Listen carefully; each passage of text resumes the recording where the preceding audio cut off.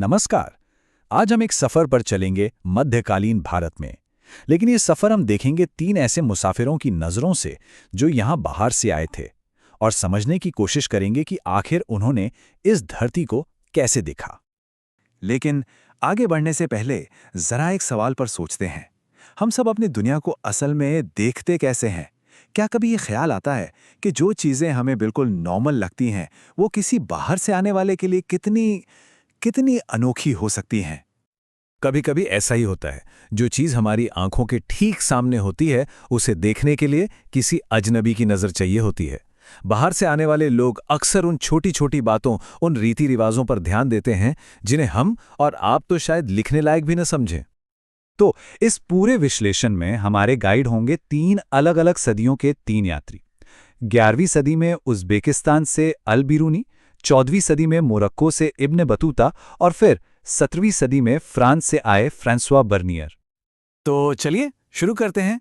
सबसे पहले अल बिरूनी, एक विद्वान जिनका एक ही मिशन था, 11वीं सदी के भारत को समझना, वो भी यहाँ के ग्रंथों और ज्ञान के जरिए। अल बिरूनी का जन्म 973 में हुआ था, आज के उज़्बेकिस्तान के ख्वारिज़्म में। वो एक बंदी के तौर पर गजनी लाए गए थे, लेकिन ज्ञान की ऐसी प्यास थी कि वो भारतीय संस्कृति के एक बहुत ही समर्पित छात्र बन गए। उन्होंने यहाँ के धर्म, दर्शन और विज्ञान को समझने के लिए बाकायदा संस्कृत सीखी। उनकी सबसे मशहूर किताब है किताबुल हिंद। उसका मकसद क्या था? देखिए, उन्हीं के शब्दों में, ये उन लोगों की मदद के लिए थी जो हिंदुओं से धर्म पर बात करना चाहते हैं, और उनके लिए जानकारी का खजाना थी जो उनके साथ घुलना मिलना चाहते हैं। मतलब ये सिर्फ एक ट्रैवल डायरी नहीं, बल्कि एक तरह की एनसाइक्लोपीडिया थी। तो अल बिरूनी ने पाया कि भारतीय समाज को समझने में 3 बड़ी रुकावटें थीं। इन्हें वो बैरियर्स कहते हैं। सबसे पहली तो थी भाषा, संस्कृत। ये अरबी और फारसी से इतनी अलग थी कि इस पर पकड़ बनाना कोई आसान काम नहीं था। दूसरी रुकावट, वो थी धर्म और मान्यताएं। यहाँ के रीति रिवाज बिल्कुल अलग थे। और तीसरी, जो बड़ी दिलचस्प है, वो थी यहाँ के लोगों का अपने आप में मगन रहना। मतलब बाहरी दुनिया में क्या हो रहा है, इससे उन्हें ज्यादा फर्क नहीं पड़ता था। अच्छा, अब अल बिरूनी के स्कॉलरली नजरिए से आगे बढ़ते हैं और मिलते हैं एक बिल्कुल अलग तरह के मुसाफिर से, इब्न बतूता।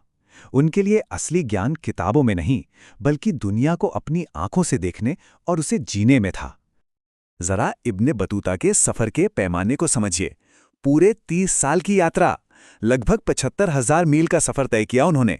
और जब 1332 में ये सब शुरू किया तो उनकी उम्र महज 22 साल थी। बस दुनिया देखने का जुनून था। उन्हें किस चीज ने प्रेरित किया? उनकी किताब रहला में वो लिखते हैं, मैं अकेला ही निकल पड़ा। मेरे अंदर एक ऐसी जबरदस्त धुन सवार थी कि मैंने अपना घर ऐसे छोड़ दिया जैसे पंछी अपना घोंसला छोड़ देते हैं। ये घूमने फिरने का एक ऐसा जज्बा था जिसे कोई रोक नहीं सकता था। देखिए, मध्य एशिया के रास्ते जमीन से होते हुए वो 1333 में सिंधु नदी तक पहुंचे। उस जमाने के हिसाब से ये एक अविश्वसनीय कारनामा था। ये उनकी हिम्मत और लगन को दिखाता है। लेकिन एक बात समझनी होगी, 14वीं सदी में सफर करना सिर्फ थकाने वाला नहीं था, ये जानलेवा भी था। ये जो 16वीं सदी की मुगल पेंटिंग्स है ना, ये बिल्कुल वही दिखाती हैं जिसके बारे में इब्न बतूता ने लिखा था। उस जमाने में डाकुओं के हमले बहुत आम थे। सोचिए, उनके अपने काफिले पर कई बार हमला हुआ और वो तो बुरी तरह घायल भी हो गए थे। लेकिन इन सब खतरों के बावजूद उन्होंने हिम्मत नहीं हारी। उन्होंने भारत के बारे में गजब की चीजें लिखीं। दिल्ली जैसे बड़े और भीड़ भरे शहर के बारे में, नारियल और पान जैसी एकदम नई चीजों के बारे में, और तो और यहाँ के कमाल की डाक व्यवस्था के बारे में भी। चलिए, अब कहानी को आगे बढ़ाते हैं और मिलते हैं हमारे तीसरे और आखिरी यात्री फ्रांसवा बर्नियर से। इनका नजरिया एकदम अलग था, एक यूरोपियन नज़र। वो मुगल साम्राज्य में हर चीज की तुलना पूरब और पश्चिम से कर रहे थे। ये है फ्रांसवा बर्नियर, फ्रांस के एक डॉक्टर, राजनीतिक विचारक और इतिहासकार। वो 1656 में मौकों की तलाश में मुगल भारत पहुंचे थे। वो यहाँ पूरे 12 साल रहे और मुगल दरबार से उनका बहुत करीबी नाता रहा। वह सम्राट शाहजहां के सबसे बड़े बेटे दारा शिकोह के डॉक्टर थे। इस ओहदे की वजह से उन्हें साम्राज्य की राजनीति को अंदर से देखने का एक ऐसा मौका मिला जो किसी और को नहीं मिल सकता था। बर्नियर का काम करने का तरीका था तुलना। वो भारत में जो भी देखते, उसकी तुलना वो यूरोप, खासकर फ्रांस से करते थे। उनका तर्क था कि भारत में जो निजी संपत्ति की कमी है, जहां सारी जमीन बादशाह की होती है, वही देश के पिछड़ेपन का कारण है। उनकी नज़र में इसी वजह से किसानों का शोषण होता था और खेती बर्बाद हो रही थी, जो यूरोप में हो रहे विकास से बिल्कुल उल्टा था। और उनके लिखे का असर बहुत गहरा हुआ। यूरोप में उनकी किताबें इतनी लोकप्रिय हुईं कि उनका कई भाषाओं में अनुवाद हुआ और वो बार-बार छपती रहीं। इसी वजह से सदियों तक यूरोप में भारत की एक खास और अक्सर एक नेगेटिव छवि बनी। तो इन तीनों कहानियों से हम सीखते क्या हैं? अब आते हैं इस पूरी चर्चा के निचोड़ पर। हमें पंक्तियों के बीच पढ़ना सीखना होगा, क्योंकि कहानी सुनाने वाला भी उतना ही जरूरी होता है जितनी की कहानी। ये टेबल इन तीनों यात्रियों के नजरिए का एक बढ़िया सार है। अल-बेरूनी 11वीं सदी के एक विद्वान जो एक व्यवस्थित समझ चाहते थे।